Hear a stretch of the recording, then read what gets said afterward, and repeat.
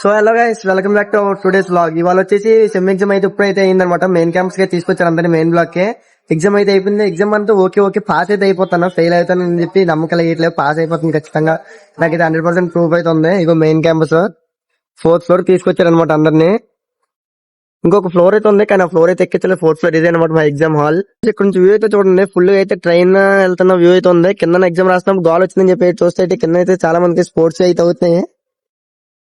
ఇదిగో ఫుల్ గా MCA, MBA, second years, third years అందరూ కూడా గేమ్స్ అయితే ఆడుతున్నారు అనమాట. ఇదే గోల్ ఎగ్జామ్ రాస్తున్నప్పుడు దూరం కనిపిస్తుంది కదా.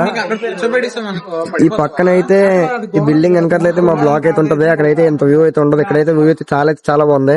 ఏంటి బ్లాగ్ ఇప్పుడు ఇంటి దగ్గర స్టార్ట్ చేయడం ఇంత నైట్ టైం లో అనుకుంటున్నారా? ఇందాక ఒక విషయం చెప్పడం మర్చిపోయి, ఏంటంటే ఇవాళ ఎగ్జామ్ హాల్ లో అయితే ఒక చిన్న క్రేజీ థింగ్ జరిగింది.